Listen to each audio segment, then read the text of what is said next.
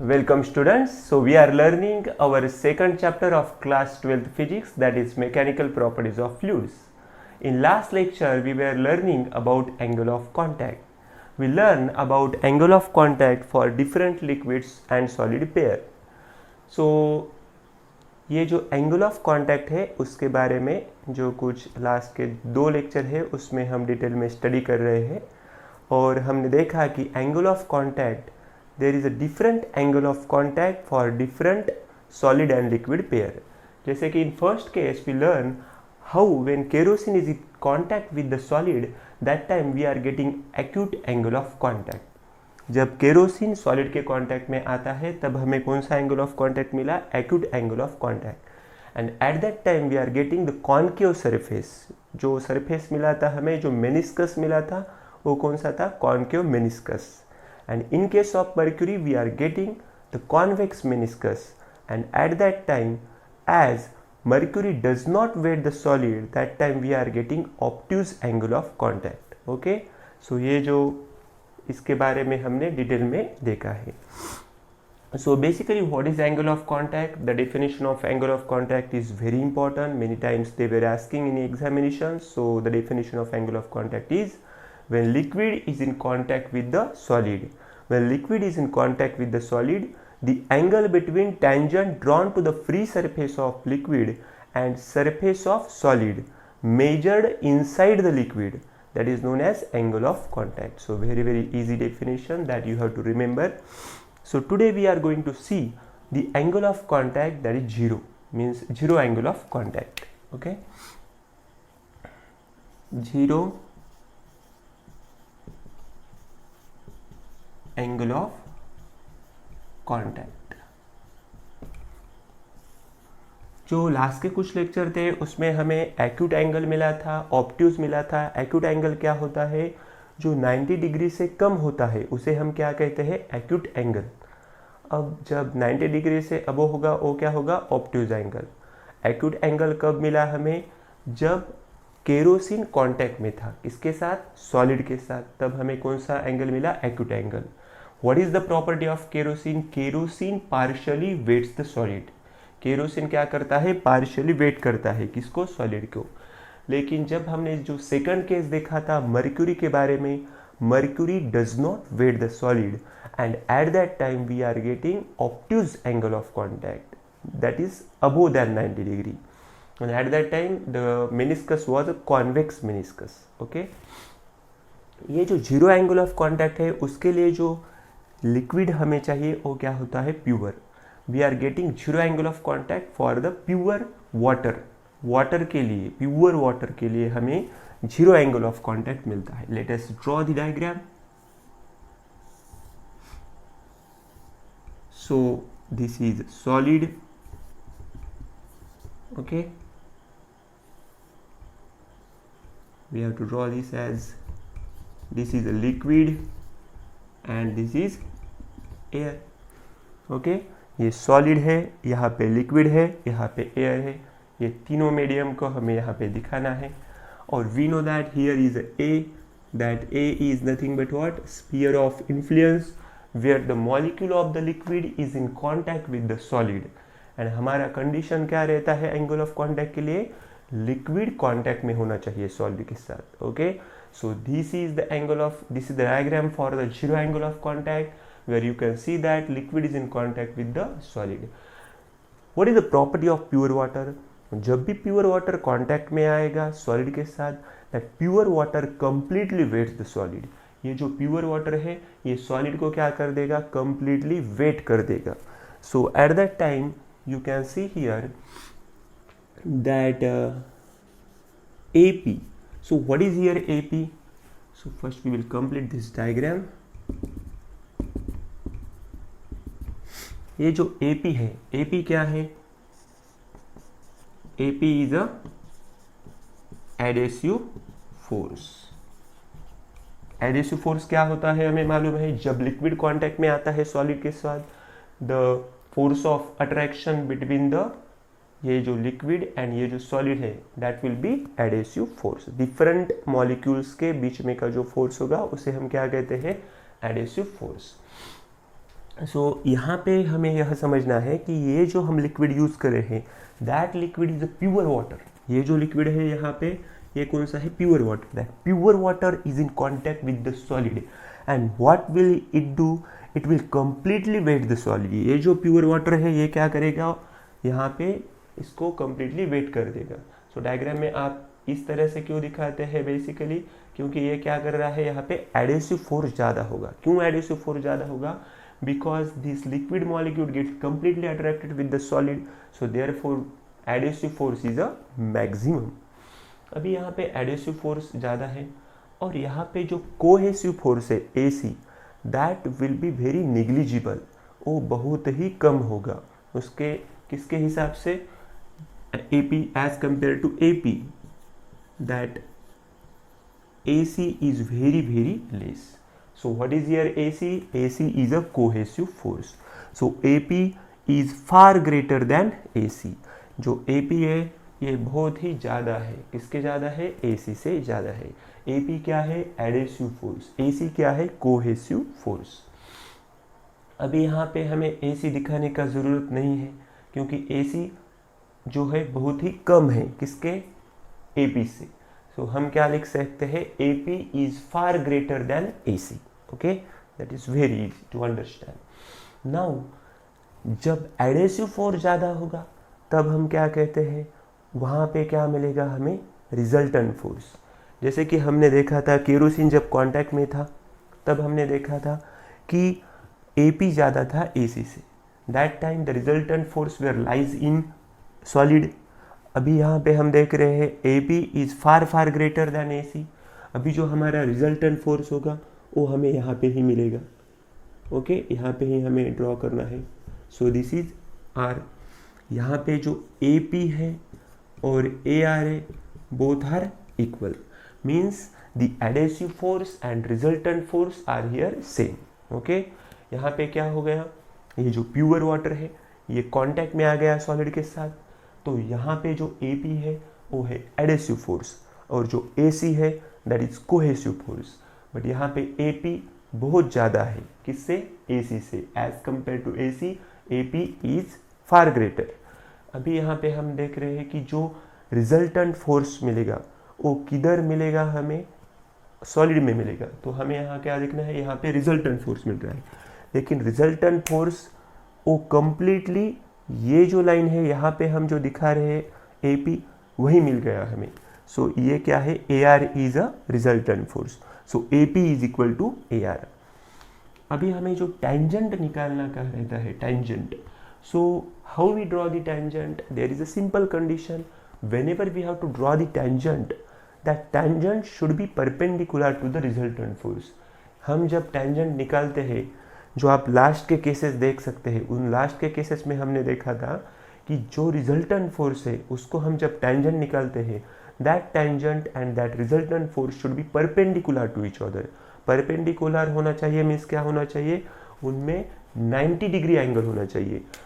अभी यहाँ पे AR है तो AR को मैं 90 डिग्री यहाँ पे निकालूंगा, वो क्या होगा, हमें टेंजेंट मिलेगा। ये क्या मिलेगा, tangent. So this is our tangent.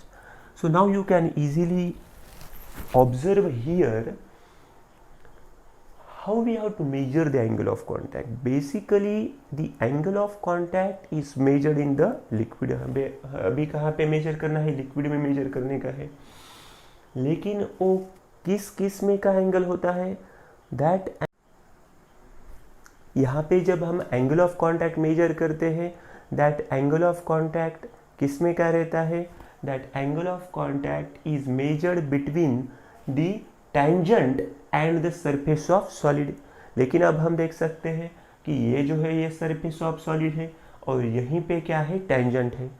इन दोनों में का नहीं मेजर करते हम, ये जो रिजल्टेंट फोर्स है और टेंजेंट इसमें का नहीं होता है angle of contact. Angle of contact कहाँ पे मेजर करना है हमें, ये जो टेंजेंट का लाइन है और ये जो सरफेस ऑफ सॉलिड है वहाँ पे मेजर करने का है। लेकिन ये तो सेम लाइन पे मिल रहे हैं हमें, बरोबर है। सरफेस ऑफ सॉलिड यहीं पे है और टेंजेंट यहीं पे है, तो एंगल ऑफ कांटेक्ट कितना होगा, angle of contact will be 0। तो यहाँ पे जो एंगल ऑफ कांटेक्ट मिलने वाला है that theta, So here theta is angle of contact, that will be 0 degree. So this is the diagram for the 0 angle of contact. Here you can see that liquid, that is a pure water, this angle of contact ये जो मिल रहा है ये किसके लिए मिलता है, pure water. So we have to understand here that in case of pure water we are getting 0 angle of contact. In case of kerosene we are getting the acute angle of contact and there is a surface. वहाँ पे कौन सा surface मिल रहा था हमें, concave surface. और in case of mercury we are getting the obtuse angle of contact and at that time there is a convex surface. Okay, so very easy concept. Just try to understand how to measure the angle of contact and how to take the solid. ये जो A जो है, A क्या है, liquid का molecule है, वो contact में है, किसके कांटेक्ट में है, सॉलिड के कांटेक्ट में है. यहाँ पे air, liquid, solid, these are the medium which we are taking in all these diagrams. And what is here AC? That AC जो होगा वो होगा कोहेसिव फोर्स. ये जो AP होगा वो होगा adhesive force. This we know that here AC is a cohesive force. Okay, so force is a vector quantity. For that you have to draw this symbol. And AP जो होगा वो होगा adhesive force. Okay, AR हमें मालूम है, AR क्या है, resultant force. AT is a tangent. So just we are checking how we are getting the angle of contact. Let's see here, very easy. See, यहाँ से जो होगा वो एंगल ऑफ कांटेक्ट मिलेगा हमें, लेकिन आप देख सकते हैं कि यहाँ पे जो एंगल है, ये जो एंगल है, ये रिजल्टेंट फोर्स और कोहेसिव फोर्स में एंगल मिलता है हमें 45 डिग्री. और ये जो टेंजेंट है और ये जो सरफेस है कोहेसिव फोर्स का, ये जो एंगल है यहाँ पे भी कितना मिल रहा है हमें, 45 degree. Eight that time you can see that, let us consider this is a 45 degree. ये कितना है, 45 डिग्री. सो हमें अभी यहाँ पे मिलेगा cos 45 degree. Okay, cos 45 degree. यहाँ पे cos 45 डिग्री के हम ले देख रहे हैं. So we know that for cos theta cos 45. So how you are getting here the adjacent side. अभी यहाँ देख सकते हैं ये है hypotenuse, adjacent side by hypotenuse. इसके लिए ये एडजेसेंट साइड होगा AR by AC. That we are getting here AR by AC. Okay, so cos 45 degree is equal to AR by AC. From that you can write here AR bye, यहाँ पे कितना हो जाएगा, 1/√2, क्योंकि cos 45 degree का value क्या है, 1/√2. So AR by AC is equal to 1/√2. Let's see once again. So here is a particular small angle that is a 45 degree, and at that time you can take that cos 45 degree is equal to AR by AC. The formula for cos theta, जो cos theta का जो formula है हमें मालूम है क्या है, adjacent side by hypotenuse. यहाँ पे आप देख सकते हैं ये है ये थीटा, थीटा के लिए ये होगा adjacent side, that is AR, and what is a hypotenuse here, that is AC. So cos 45 degree is 1/√2, and for AR by AC, so now just look for this, AR by AC is equal to 1/√2. So for the next step,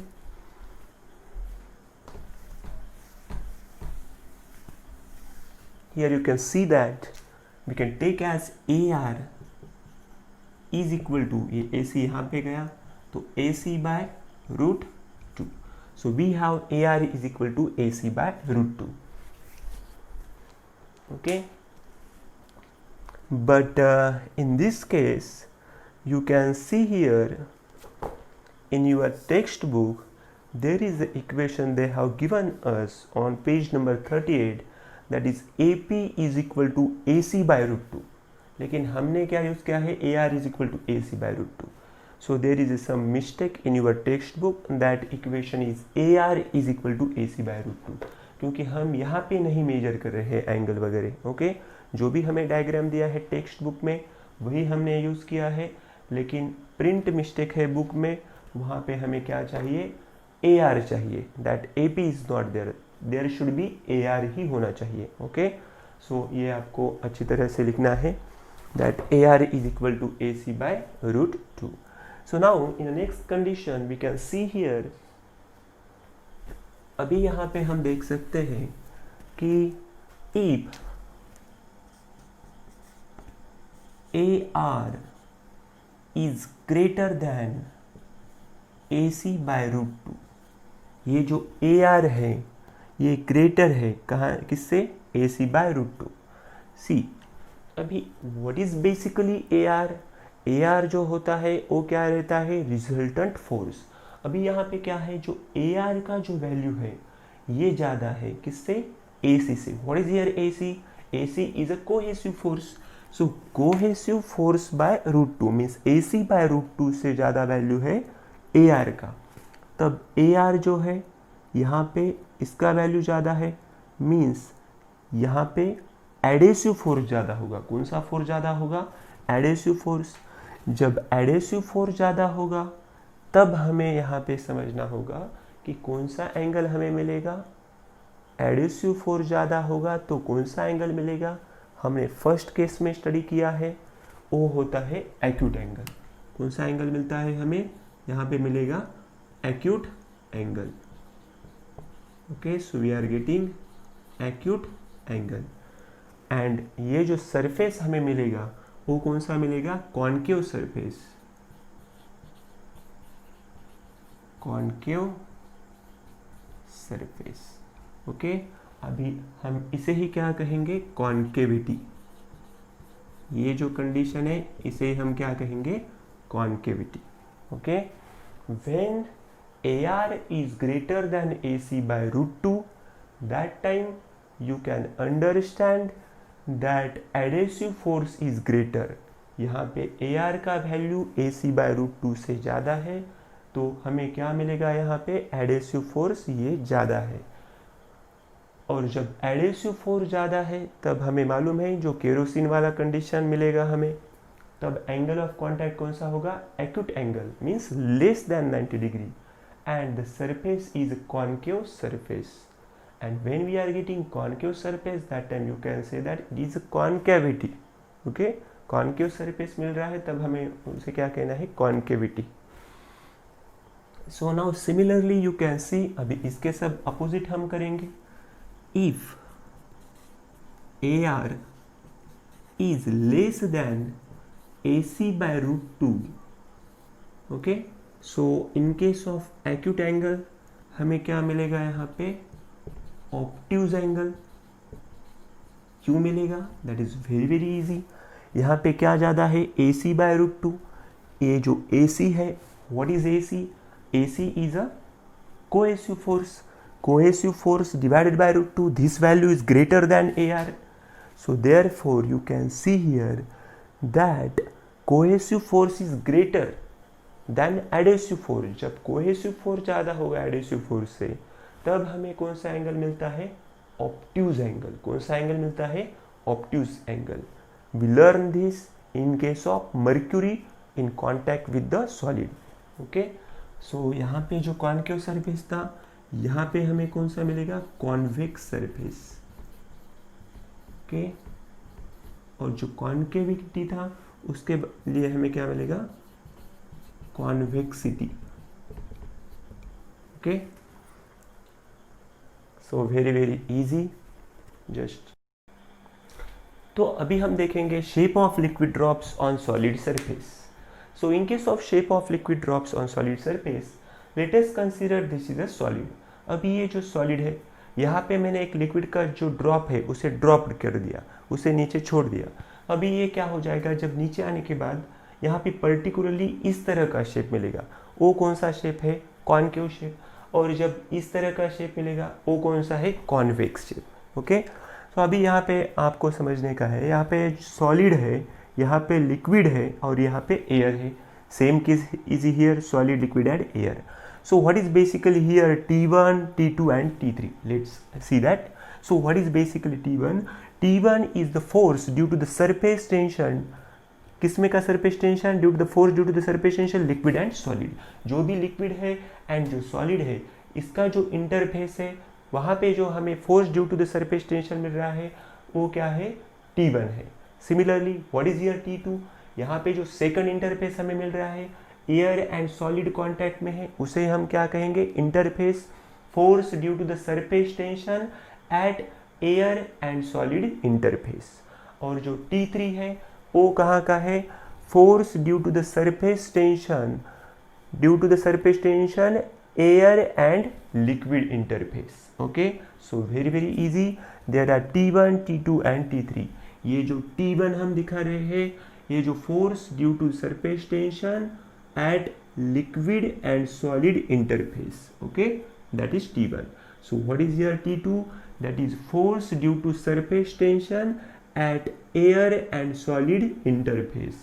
And what is T3, that is force due to surface tension at air and liquid interface. अभी यहाँ पे हम देख सकते हैं ये जो angle of contact है ये मिल रहा है हमें एक्यूट एंगल, और यहाँ पे जो एंगल ऑफ कांटेक्ट मिलेगा, so this is theta, that theta is obtuse angle. Okay, so इस तरह से हमें क्या मिल रहा है, acute and obtuse. So now we will write that T2 is equal to T1 plus T3 cos theta. Okay? अभी यहाँ पे T2 is equal to T1 plus T3 cos theta हमने क्यों लिखा है? See here, यहाँ पे जो T2 है that will be the resultant component. That resultant component will be the addition of other two components. First one is a T1 and another one is a T3. अभी हम T1 plus T3 लिखेंगे, लेकिन इसको हमने cos theta क्यों लगाया, because this component is along. जब भी ये इस तरह का अलोंग कॉम्पोनेंट होगा तब हमें क्या लेना है, अकॉर्डिंग टू द वेक्टर, जो वेक्टर चैप्टर है उसमें हमने पढ़ा है कि यहाँ पे हमें क्या मिलेगा, cos थीटा मिलेगा। So T2 is equal to T1 plus T3 cos theta. So from that this will be T3 cos theta and here T2 minus T1। So from that cos theta is T2 minus T1 upon T3. Okay, so now we have to check some conditions for this. So let's see what is going to be happen. अभी ये जो important equation है इसके लिए हम देखेंगे first case, if T2 is greater than T1, ये जो T2 का वैल्यू है ये ग्रेटर है T1 से, तो यहाँ पे जो थीटा मिलेगा, थीटा इज पॉजिटिव। जब थीटा पॉजिटिव मिलेगा तब हमें ये केस मिलेगा, in this case we are getting concave surface. Okay, यहाँ पे कौन सा सरफेस मिल रहा है, कॉनकेव सरफेस, एंड एंगल कौन सा मिलेगा, acute angle. Okay, now you can see here similarly if I am taking as if T2 is less than T1, अभी T2 का वैल्यू है लेस है T1 से, तो यहाँ पे माइनस वैल्यू मिलेगा, तब यहाँ पे जो theta is negative, okay, cos theta is negative here, so then we are getting convex shape and angle will be the obtuse. We learn this is in case of mercury, और ये जो case है ये कौन सा है, kerosene का case है। अभी हम देखेंगे यहाँ पे कि जो नेक्स्ट केस है T2 minus T1 upon T3, सो यहाँ पे हम देखेंगे ये जो T2 माइनस T1 का वैल्यू इक्वल T3 के, जब T2 माइनस T1 इक्वल रहेगा तो T3 के साथ, तो ये वैल्यू क्या हो जाएगा 1। cos थीटा का वैल्यू कब 1 आता है, जब थीटा का वैल्यू 0 होता है, देयरफॉर थीटा इज 0। एंड यहाँ पे जो सरफेस मिलेगा वो कौन सा मिलेगा, हमें प्लेन सरफेस मिलेगा। अभी T2 minus T1 last condition में हम देखेंगे T2 माइनस T1 जो है इज ग्रेटर दैन T3, और in this case there should be no formation of liquid drop. अभी इस कंडीशन में लिक्विड ड्रॉप नहीं फॉर्म होगा। ओके, लास्टली हम अभी जो थ्योरेटिकल पॉइंट है वो देख रहे हैं, फैक्टर्स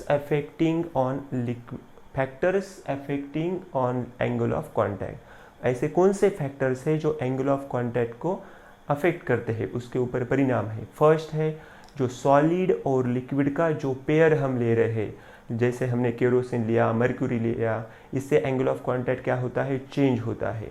जो सेकंड पॉइंट है उसमें हम देख सकते हैं कि जब हम इम्प्योरिटी ऐड करते हैं, मीन्स हम जो लिक्विड यूज़ कर रहे हैं उसमें कुछ इम्प्योरिटी ऐड करेंगे तो एंगल ऑफ कॉन्टैक्ट चेंज होगा। एंड जो थर्ड पॉइंट है उसमें हम देख सकते हैं जब टेम्परेचर में इंक्रीज और डिक्रीज होगा, means due to the temperature there will be change in angle of contact. So this is all about angle of contact.